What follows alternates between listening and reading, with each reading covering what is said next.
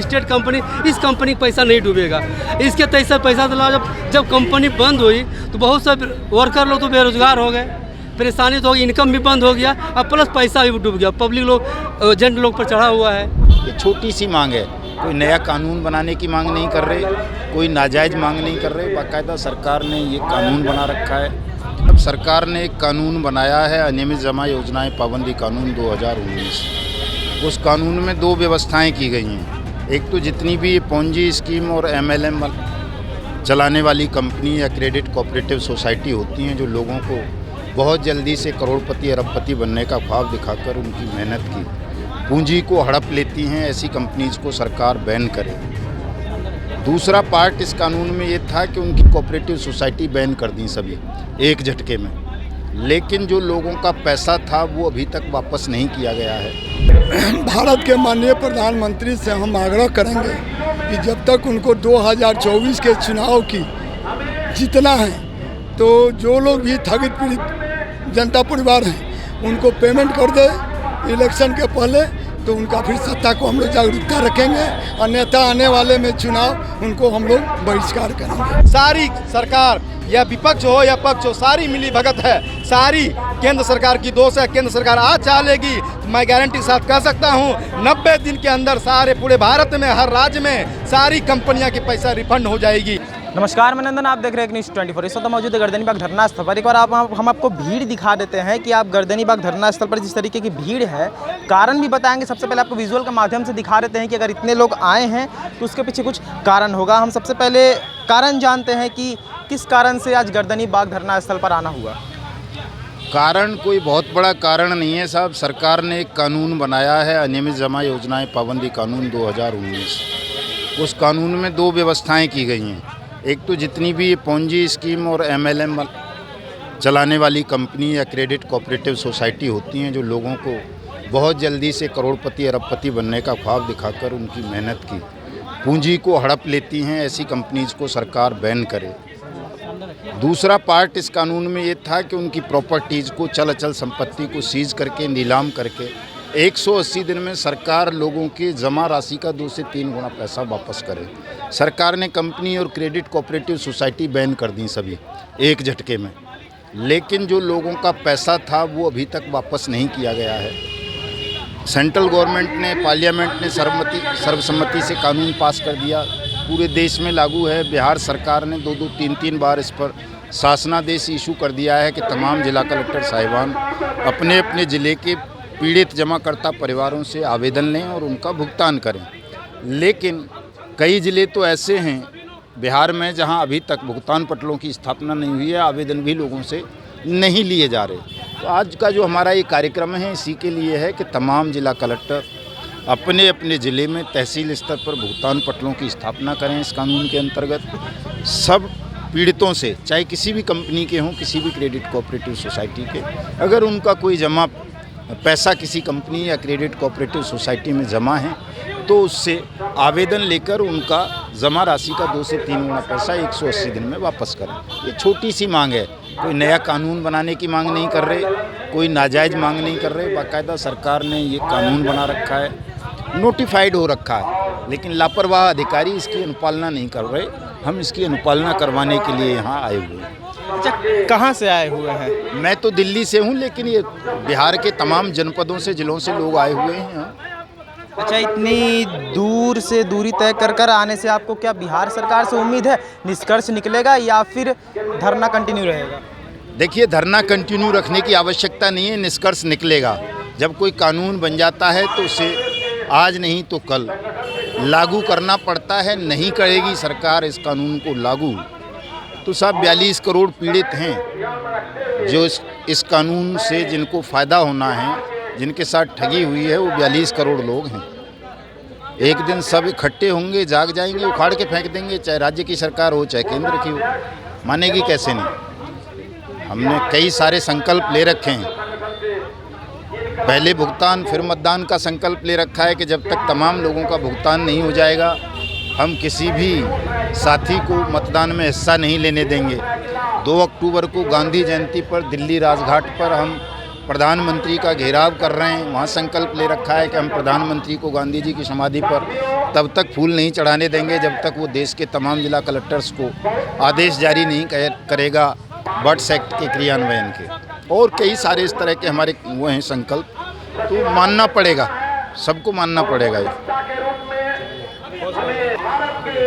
भारत के माननीय प्रधानमंत्री से हम आग्रह करेंगे कि जब तक उनको 2024 के चुनाव की जीतना है तो जो लोग भी ठगित पीड़ित जनता परिवार हैं उनको पेमेंट कर दे इलेक्शन के पहले, तो उनका फिर सत्ता को हम लोग जागरूकता रखेंगे, अन्यथा आने वाले में चुनाव उनको हम लोग बहिष्कार करेंगे। दूसरी बात कि 3000 कंपनी जब उन्होंने बंद कर दिए, तो 3000 कंपनी जब बंद कर दिए तो उनको पूछना चाहिए कि आप लोग जो पैसा लिए हुए हैं गरीब जनता से, तो उनका पैसा का भुगतान दिला देना चाहिए, ताकि कंपनी बंद करना चाहिए। जब कंपनी बंद करा दिए तो 3000 जनता को पैसा नहीं दिलवाए, इसका साफ जाहिर होता है कि प्रधानमंत्री जो हैं नरेंद्र मोदी, उन्होंने सब कंपनियां से 1.5 करोड़ 2 करोड़ रुपया ले लेकर और चुनाव में खर्च किया है। तो उनसे आग्रह है कि जब इलेक्शन उनको जीतना है तो वो अपना जितने 42,000 करोड़ ठगित पीड़ित हैं इनका भुगतान करा दें इलेक्शन के पहले, और यदि नहीं कराते हैं तो मदन आजाद जी ने कहा कि दिल्ली का भी रुख लेंगे, तो दिल्ली भी आप लोग जाएंगे? हाँ, दिल्ली हम लोग 2 अक्टूबर को, हम लोग 1 अक्टूबर को हम लोग का टिकट है। 2 अक्टूबर को हम लोग जाएंगे वही गांधी स्मारक में, और वहीं पर हम लोग धरना देंगे, वहीं पर हम लोग अधिक से अधिक संख्या में पहुंचेंगे। और हम लोग को जब नरेंद्र मोदी से आग्रह है कि जब उन्होंने 2019 में जब वर्ष 2019 जब लागू कर दिए तो उनको जब बना लिए तो उनको लागू करना चाहिए। लागू कर देते हैं वर्ष 2019 तो हम लोग का भुगतान स्वतः हो जाएगा। सभी कंपनियों जैसे सहारा है, पल्स है, अल्केमिस है, अन्य बहुत से 3000 कंपनियां हैं। तो कंपनी जब बताइए ये सब एजेंट को जब बहाल हुए तो मैंने उन्होंने कंपनी जब बहाल किए तो केंद्र सरकार से जो पारित हुआ तो कंपनी चलने लगी, 3000 कंपनी चली। तो 3000 जब कंपनी चली तो जो कंपनी का लाइसेंस दिया उनको क्यों नहीं ऊपर FIR किए? नरेंद्र मोदी से हम आग्रह करेंगे क्यों नहीं 3000 कंपनी जो उन्होंने कंपनी जो स्टार्ट की उससे जवाब लेना चाहिए, या तो पब्लिक को पैसा दो या तो बंद करो। बंद किया तो अपने पैसा रख लिए। अभी तक किसी से सवालात नहीं किया गया है, किसी को नहीं दिया। बंद कंपनी को बंद करा दिया, कंपनी को भगा दिया, और वही मोदी जी सर्टिफिकेट दिए और वही बंद किए। अब जिसका पैसा है, कहने का अर्थ है जिसका पैसा है वो पैसा डूब गया, लेकिन जिसके द्वारा लिया गया उसके उस पर कोई FIR वगैरह कुछ किया नहीं। FIR हो रहा है, पब्लिक टॉर्चर कर रहा है। तो 5000 वर्कर जो है सुसाइड कर चुका है। टोचर लोग के साथ जो लोग हम लोग जमा करवाए लोगों से, वो लोग हम लोग को टॉर्चर कर रहा है कि पैसा आपने दिए। बहुत से आदमी लाइबिलिटी क्या हम लोग पर चढ़ा हुआ है वो लोग पार्टी लोग। और एल्केमिस्ट कंपनी ये लिस्टेड कंपनी था, इस कंपनी तक हम लोग काम किए। किताब में दिखाता था लिस्टेड कंपनी, इस कंपनी का पैसा नहीं डूबेगा। इसके तैसा पैसा दिला जब कंपनी बंद हुई तो बहुत से वर्कर लोग तो बेरोजगार हो गए, परेशानी तो होगी, इनकम भी बंद हो गया, और प्लस पैसा भी डूब गया। पब्लिक लोग एजेंट लोग पर चढ़ा हुआ है कि पैसा वापस करवाइए। हम नहीं जानते कंपनी पैसा हम तुमको दिए हैं, हम वो सब नहीं जानते हैं। और सीधे परेशानी, डायरेक्ट परेशानी हम लोग पर, और सब तो ग्रामीण अपना ही आदमी है। कितने अभिकर्ता आत्महत्या कर लिए, 13-14 अभिकर्ता आत्महत्या कर लिए। बहुत दुख की बात है जो नरेंद्र मोदी आंख में पट्टी बांधकर सोए हुए हैं। कहते हैं कि हम रक्षा करते हैं, एक भक्षक करते हैं मोदी सरकार कि पैसा जल्दी हुआ से जल्दी वापस करे। हम लोग न जाने अपने ज़मीन बेच करके पैसा इसमें इन्वेस्ट किया। इसके बाद हम एजेंट है, मेरा नाम विनोद कुमार, मैं दरभंगा से आया हूँ। और जो है सो किसी पार्टी को जो जितना जमा करता है मेरे घर पे आके धमकाता है, मारता है, पीटता है, बहुत गाली गलौज करता है। और मोदी जी कहते हैं कि हम सबका रक्षा करते। क्या रक्षा करते हैं? पैसा रिटर्न करे। नोट नहीं तो वोट नहीं। पहले कहते हम नोट नहीं तो वोट नहीं। हमारा पैसा जल्दी वापस करे। हमारे घर पे जाकर लोग गालियाँ देते हैं, बहुत ज़्यादा मारते हैं, पीटते हैं, धमकाते हैं। और हम जा करके सनहा दर्ज करते हैं, फिर भी जाकर लोग नहीं मानता है। और सरकार हमारी कुछ रक्षा नहीं करते हैं। क्यों नहीं करते हैं?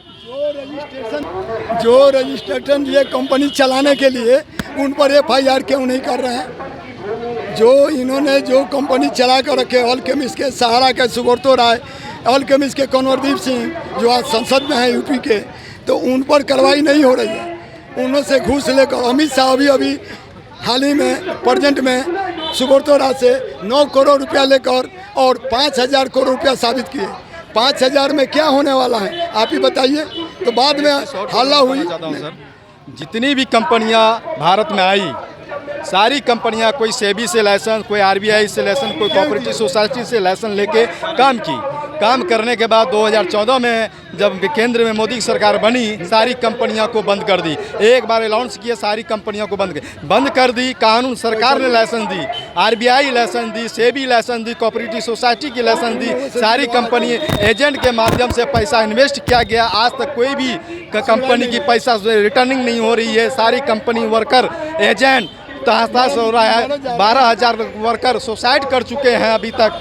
आज तक केंद्र सरकार सब मिली भगत, केंद्र सरकार विपक्ष में बैठे हुए आज तक विधान पार्लियामेंट में एक बार भी आवाज़ नहीं उठाती है। पार्लियामेंट में विपक्ष हो या पक्ष पार्टी हो, कोई भी आज तक नॉन बैंकिंग के बारे में आज तक कोई भी आवाज़ नहीं उठा रही है। सारी सरकार या विपक्ष हो या पक्ष हो, सारी मिली भगत है। सारी केंद्र सरकार की दोष है। केंद्र सरकार आज चाह लेगी तो मैं गारंटी के साथ कह सकता हूं 90 दिन के अंदर सारे पूरे भारत में हर राज्य में सारी कंपनियां की पैसा रिफंड हो जाएगी। यह केंद्र सरकार की धोखाधड़ी है। केंद्र सरकार ने 2019 को कानून बनाई, कानून बनाने के बाद आज तक भी वो कानून को लागू नहीं कर रही है।